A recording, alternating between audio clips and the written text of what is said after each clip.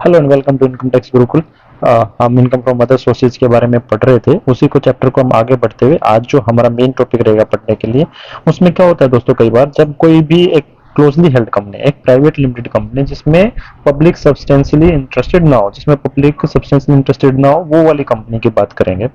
देखो उसमें क्या होता है कई बार कि अगर मान लो कि उसकी जो शेयर्स है, जो क्लोजली हेल्ड कंपनी, जो प्राइवेट लिमिटेड कंपनी तो है, उसका जो फेयर मार्केट वैल्यू से अगर ज्यादा में कोई शेयर्स को बेच दे तो कंसिडरेशन जो मिले उसको टैक्स किया जाएगा इनकम फ्रॉम अदर सोर्सेज के अंदर। हम उसका पूरा डिटेल में जानेंगे, एक एग्जांपल समझ लेते हैं। ठीक है, जैसे मान लो कि एक कंपनी के जो शेयर्स थे, ठीक है, वो शेयर्स में एक शेयर्स की जो फेस वैल्यू थी मान लो कि 10 रुपए, 10 रुपए थी फेस वैल्यू।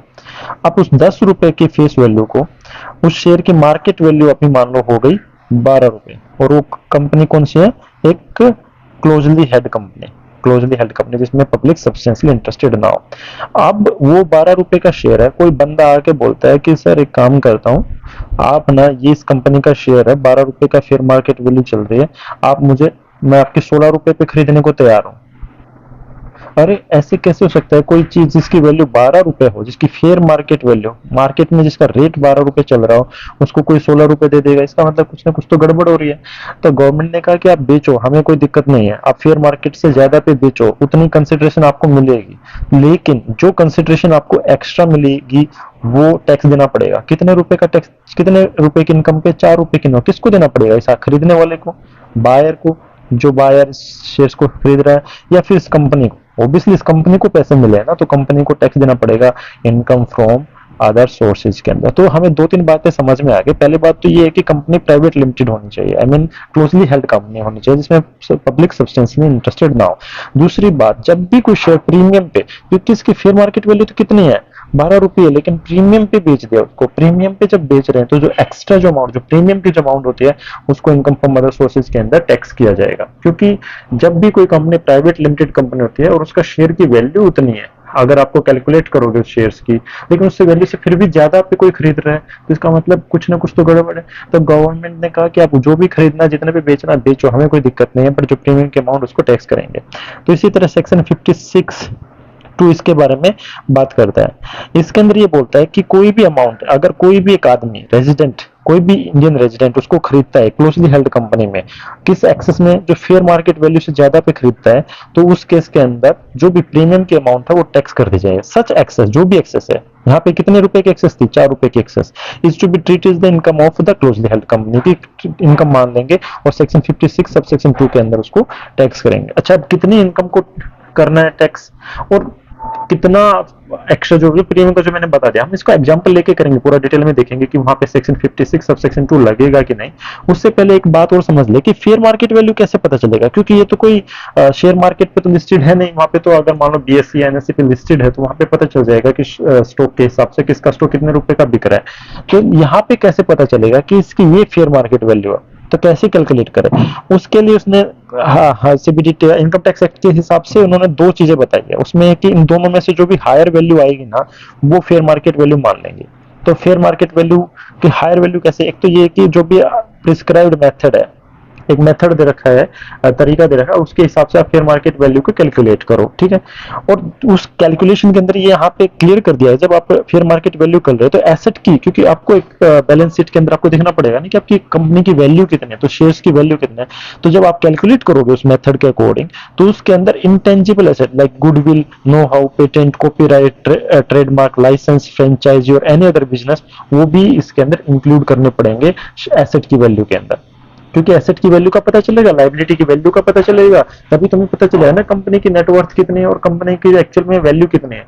तो उसके अंदर, क्योंकि देखो अगर आप देखोगे कि कॉपीराइट, ट्रेडमार्क, जितने भी इंटेंजिबल एसेट हैं, इन सबको भी इंक्लूड करके ही उसकी फाइनल वैल्यू को फाइंड आउट करना है। तो एक तो तरीका ये हो गया कि as per the prescribe method. दूसरा ये हो सकता है कि सब्सटेंशिएटेड बाय द कंपनी, जब असेसिंग ऑफिसर के पास एक केस जाता है, तो assessing officer on the based of its asset, on the date of issue share, share को इशू करने की डेट पे जो उसके एसेट्स हैं उसके हिसाब से असेसिंग ऑफिसर भी फाइंड आउट कर सकता है उसकी वैल्यू को, और जो भी वैल्यू कंपनी ने प्रिस्क्राइब मेथड से निकाली है और जो सेटिस्फेक्शन ऑफ असेसिंग ऑफिसर के साथ उनमें जो भी हायर वैल्यू होगी वो फेयर मार्केट वैल्यू मान ली जाएगी। तो अब ये चीज तो समझ में आ गई कि फेयर मार्केट वैल्यू को निकालेंगे कैसे।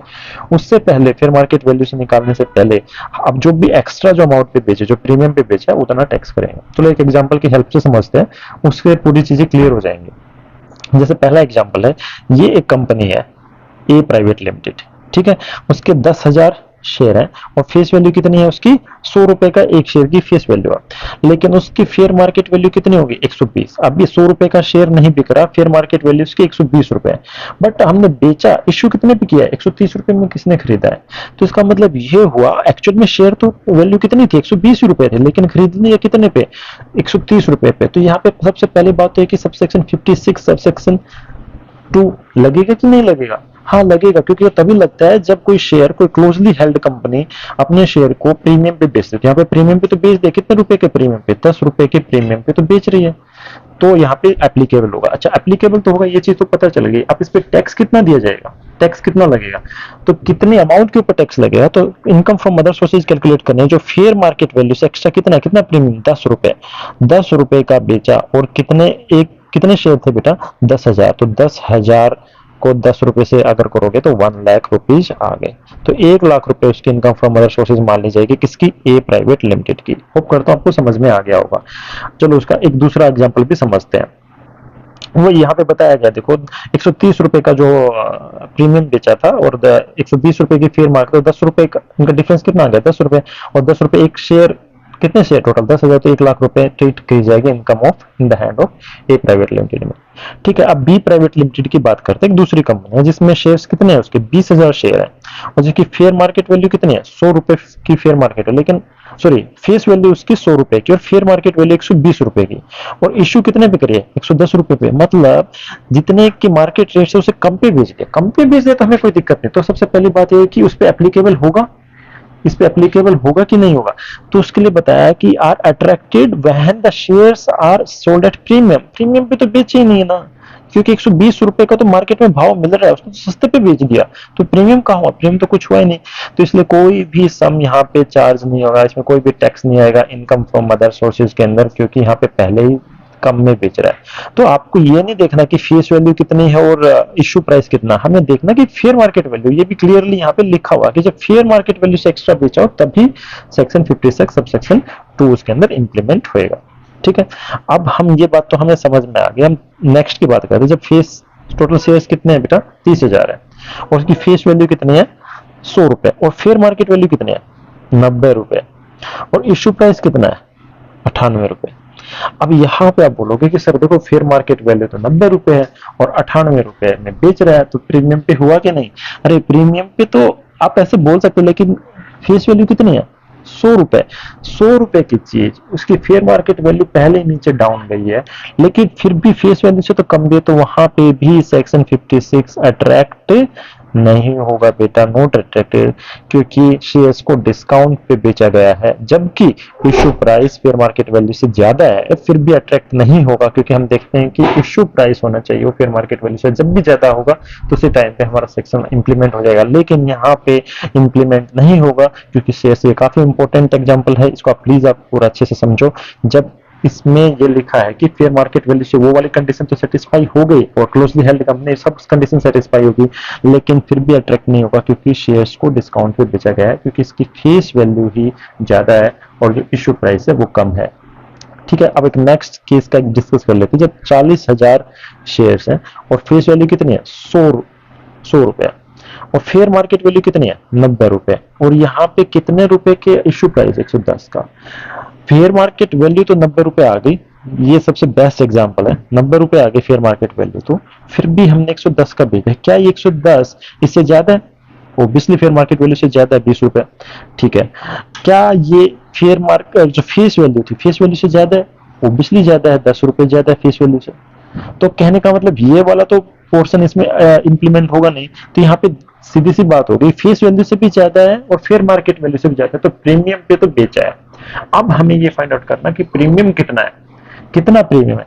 तो बेटा प्रोविजन इसमें अट्रैक्ट होंगे क्योंकि shares are issued at premium, जैसे कि मैंने बोल दिया था। तो एक्सेस ऑफ इशू प्राइस, जो इश्यू प्राइस जितने भी ज्यादा है किससे, फेयर मार्केट वैल्यू से। फेयर मार्केट वैल्यू कितनी है, 90 से, वो पूरा टैक्स किया जाएगा। तो इस केस में 110 में से 90 रुपए घटाएंगे तो कितना, 20 रुपए का प्रीमियम आ गया। और एक शेयर टोटल कितना, 40,000। तो 20 रुपए को 40,000 से मल्टीप्लाई करेंगे तो 8 लाख रुपए ट्रीट किए जाएंगे in the hands of D private limited के अंदर। होप करता हूं आपको समझ में आ गया होगा। लेकिन कुछ हर जगह पे कुछ ना कुछ एक्सेप्शन तो मिलेंगे ही। तो कहाँ पे ये, अगर आप प्रीमियम पे बेच रहे हो तो उसको इनकम फ्रॉम अदर सोर्सेज में टैक्स नहीं करेंगे। तो दो केस ऐसे हैं बेटा। पहला तो है जब भी कोई वेंचर कैपिटल अंडरटेकिंग और वेंचर कैपिटल फंड, ये वेंचर कैपिटल फंड का यही होता है जब आप किसी को किसी के कंपनी के अंदर इन्वेस्ट करने के लिए, इनका काम ये होता है वेंचर कैपिटल कंपनी, ठीक है, या फिर स्पेसिफाइड फंड, वहां से अगर पैसा आता है तो उसमें उसको प्रीमियम पे ये जो सबसेक्शन 56 का सबसेक्शन 2 है इम्प्लीमेंट नहीं होगा। और दूसरा ये कि कई बार कंपनी है ना, सेंट्रल गवर्नमेंट है, एक कंपनी बना देती है या फिर क्लास ऑफ पीपल बना देती है। वो ये कहते हैं उनका, आपका काम ये है कि जो भी कंपनी है उसके अंदर आपको इन्वेस्ट करना है। तो एक तो या तो सेंट्रल गवर्नमेंट द्वारा अप्रूव्ड हो या फिर कोई वेंचर कैपिटल फंड हो या फिर वेंचर, तो उस दोनों ही केस में ये सेक्शन अट्रैक्ट नहीं होगा। तो करता हूं आपको समझ में आ गया होगा। अगर आपको कोई भी डाउट है तो आप प्लीज सेक्शन मुझे पूछ सकते हैं। आपको अच्छा लगा तो हमें कमेंट करके बताइए और लाइक करिए, चैनल को सब्सक्राइब करना ना भूलिए। Thank you so much.